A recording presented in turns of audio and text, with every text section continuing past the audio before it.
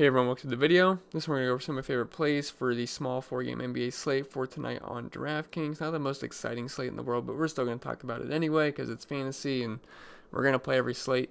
And before we continue, if you could leave a like, and if you're new to the channel, please hit the subscribe button. It really helps me out. I really appreciate it. You can also follow me on Twitter at ChrisPinell16. And if you're interested in the spreadsheets about every single night for the NBA season, links below in the description below for my Patreon. And I say we get right into the video. So, it's a really small 4-game slate. We have no one in the 10K or above range, and really there's just a lack of superstars all around. But the first thing I'm going to do on this slate, and it's what everyone's going to do on this slate, is going to be locking in KAWHI Leonard at 9,600. He's the top spin up on this slate, and we are pretty much just going to lock him in here. He's going to be so high owned. He's pretty much the free square. He doesn't matter what he does. If he scores 100, if he scores 3, whatever. This is the highest total on the slate, and we are going to want pieces from this game. Plus, he's well rested after getting a second rest day of the year yesterday. And I really never go out of my way to play KAWHI on usual slates, like 7, 8, 9, whatever game slates. But I make exceptions for these smaller, 4-game slates, 3, whatever.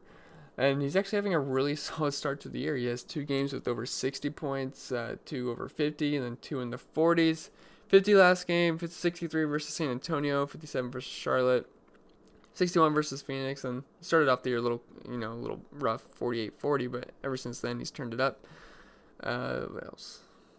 Well, I should say he doesn't get the monster minutes like guys like Drummond, Towns, LeBron, or whatever, but he's been pretty awesome on a points per minute basis so far with 1.75 points per minute. And just to put that in perspective, the second highest points per minute on this slate is Damian Lillard at 1.4, so that's a 0.3 difference. And it doesn't sound like a lot, but it is in that metric of points per minute. And Dejounte Murray also is at 1.45, but not a big sample size for him as Damian Lillard, so we're going to use Damian Lillard there. But still, he's 0.3 higher than anyone else on the slate. He also has a massive 40% usage rate, and Portland hasn't been very good versus forwards this year. So KAWHI Leonard, easy lock and load play. He's not hard to fit in. So Leonard, we're going to load him in tonight. And Damian Lillard at 9,100. He's on the opposite side of this game, and I like bringing it back with him. I think they can go back and forth and both put up some huge fantasy days. And plus, they are the 2 big studs to me on this slate. Kemba Walker, I know he's there, but Lillard and KAWHI Leonard are my 2, just lock-in studs of the slate. And they don't really break the bank either. It's not like you're paying 10 or 11K for these guys. They're both in the 9K range, so I do like that. And he's been awesome this year. He scored 50 fantasy points in 6 out of 7 games to start the season. 51, 57, 58, 54. 42 in a slow-paced game versus Dallas. Then, although the game didn't really go slow-paced, but it's Dallas plays pretty slow, not the fastest-paced team in the world. 121 to 119. It was a pretty high-scoring game, but 54 then the game versus Sacramento. So he's been very good this season. Then 51 versus Denver, which is a tougher matchup, and they play very slow. So Damian Lillard, I think, is a great play here. He doesn't see the huge minutes, He's at nearly 38 minutes per game, and he's at 1.4 points per minute, which I said earlier was the second highest on the slate. He also has a 30% usage rate. That's not a great matchup by any means, but I do want the 2 studs in this game, and I think they're going to be the 2 highest scoring players in the slate. And when we have small slates, I need the guys that are going to score the most points, and I'll figure out the rest. So Lillard and KAWHI Leonard, I want to get them in my lineups. And then the third option for me is going to be Kemba Walker. He's the second most expensive guy, which I think Damian Lillard should probably be the second most expensive guy, so that's why I have Lillard ahead of Walker. But he's going up against still Team Charlotte, so he may have some extra juice there if you guys like a good narrative. And he hasn't been as good as Lillard, I will say that, and he's more expensive, so like I said, he's third on the list for me, but I think he's a fine play. Charlotte's just been so bad versus big men that they're actually more middle of the road versus guards, but it's not like they're great versus guards or anything. I'm not going to shy away from it or anything. He's getting 35 minutes per game, and he's around 1.2 points per minute with a 30% usage rate. And given the fact he's more expensive than Lillard, he's my third option, but I still think he's fine, and I don't think Charlotte doesn't concern me whatsoever. Kemba Walker, I mean, he's probably going to sit in that 45 to 50 point range. I don't think he's got the ceiling of Leonard or Lillard. The opening game versus Philly was rough. 16 fantasy points, shot 4 for 18 from the field. Then he had 40, which is fine. At 7,800, yeah, it's obviously fine. And then 51, price is creeping up. 49, price is still creeping up. 50, 46, now we're all the way up to 9,300. If he was in the 8K range, he'd be one of the top plays on the slate. It's just at 9,300, I have trouble seeing him push for over 50 fantasy points. I think he gets you, in the 40s at least, but 50s might be pushing it a little bit, but it's just going up against his old team. It's not a very good defense, so I think he's going to be fine. It wouldn't surprise me if he got over 50 fantasy points, but I think Lillard's just a safer bet, and so is KAWHI Leonard. I'm not sure how easy it's going to be able to fit in Kemba Walker as well, so he's on the outside looking in for making my main lineup as of right now. Obviously, things can change throughout the day, but Kemba Walker, not one of my favorite plays in the world. Jimmy Butler at 7,200. He's pretty cheap. Price came down about 1,000 after the game versus Denver. And Miami's playing pretty fast this year. I like targeting players on fast-paced teams, and they're playing the 7th fastest, actually. So, obviously, we love that. And Butler's been pretty great so far. He's only getting 30 minutes per game, but he's been over 1.3 points per minute this season. And, being the top dog on Miami, he also owns a 24% usage rate. And Phoenix hasn't been bad this year on defense, except for big men, but I really don't have too many concerns here with Butler having a solid game. I think he's going to be fine, and he's had some pretty good games to start. He's only had 4 games, but 34, it was his first game. Then 48, 50. Then it's a rough matchup versus Denver. They play pretty slow. They only scored 89 points that game. Only got 29 minutes. Ended up with 33 fantasy points. Not the greatest game, but I mean, he's probably going to get you in the 40-point range with upside at 50 versus Phoenix. So I do like Jimmy Butler at 7,200. I think it's a pretty nice, fair price for him. Let's see. Bam Adebayo. I mean, he's been cold, but it's a great matchup versus Phoenix. They're like bottom 5 in the league versus big men right now, and they struggled versus big men last year. That's carrying over this year. Both these teams play fast. They both are top 10 in pace, but he's really struggled the past 2 games. I mean, it's been gross. 25 fantasy points, 27 fantasy points. His minutes been in the mid-20s, but 2 lopsided games there, so you have to factor that in a little bit.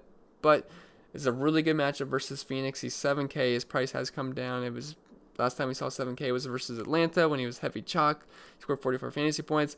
I think we could see something more similar to that game than we have the past 3 games where he had 36, 25, 27.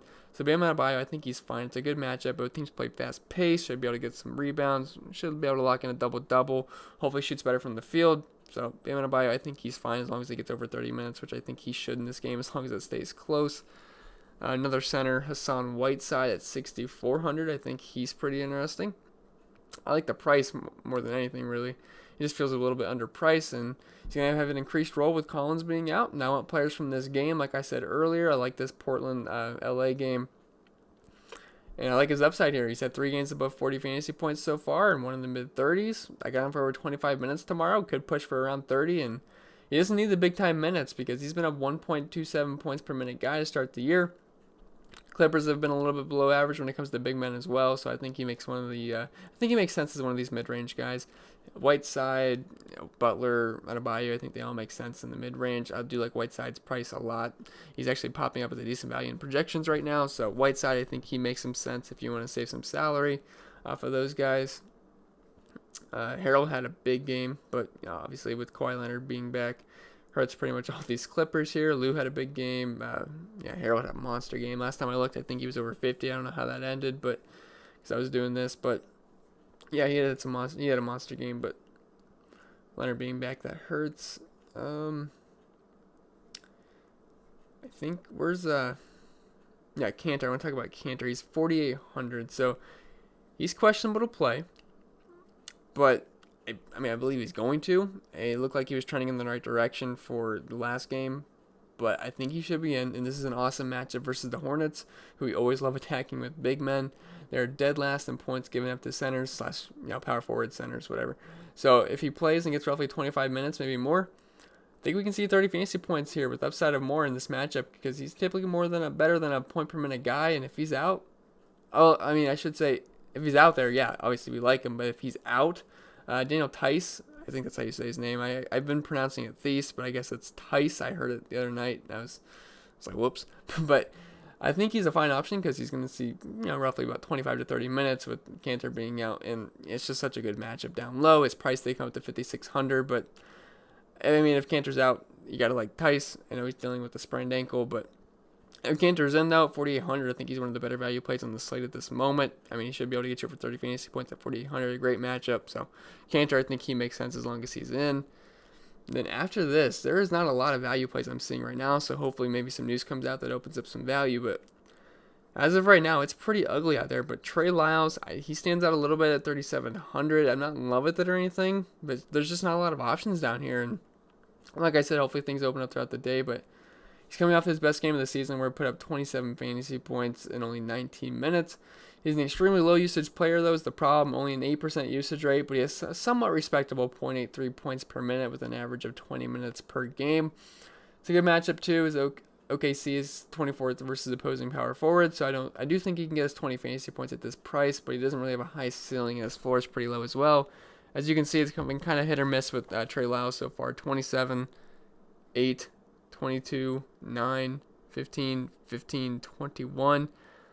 I mean, I wish he was a little bit lower than 3,700 for me to feel great about this, but I mean, there's just not a lot of value options I'm seeing right now. I mean, there's some other guys in the mid-range, like Steven Adams. I think he's fine. He came back from missing a game, but he was fine. I mean, he had 26 minutes, 32 fantasy points. Then versus Houston on October 28th, he had 27 minutes, 26 fantasy points. Golden State, 25 minutes, 23 fantasy points. Washington, 29 minutes, 28 fantasy points. Pretty much around a point per minute. I think he makes some sense versus San Antonio. I don't love it, but again, there's just not a lot of value options right now that I'm seeing that pop out to me. Justice Winslow, his price has come down quite a bit. He was at 7,200. Obviously, that was without Jimmy Butler, but it's all the way down at 5,200. I think he's popping up as a decent value in projections right now, but I mean, he's been ice cold the past 2 games. 16 fantasy points, 18 fantasy points. The minutes were there in 30 and 30. Obviously, it came down from 41 to 43, but I think he might be worth a shot at a mid-range price versus a high-paced Phoenix team. I mean, I shouldn't say they're as high-paced as Miami, but it should be a decently high-paced game. So I think he would make some sense, but really, that's all I'm seeing right now. So obviously, I'll have some more plays throughout the day tomorrow. It's only 1 a.m., so I'm just getting it out there just for some early initial thoughts, but maybe Rodney Hood. But as of right now, I don't love anything else, so we'll have to see. Hopefully, some value opens up. But Kawhi Leonard, Damian Lillard are my top plays on the slate, like Jimmy Butler, Bam Adebayo, even Aldridge would be fine. Then Hassan Whiteside, I like those guys in the mid-range. Then for value, I like ENES KANTER, and then Trey Lyles as of right now. Winslow isn't too bad, neither Steven Adams either. Daniel Tice, if KANTER happens to be out, I think he'd be a pretty solid play, even though his price is up in the 5K range, which I don't like. But again, there's not a lot of value here. So yeah, I'm going to leave you guys with that. Remember to leave a like. If you're new to the channel, please hit the subscribe button. Really helps me out. Really appreciate it. Follow me on Twitter at Crispinell16, and I'll see you guys in the next video. Check out the NFL videos if you haven't already. And yeah, I gotta go to bed. I'm tired.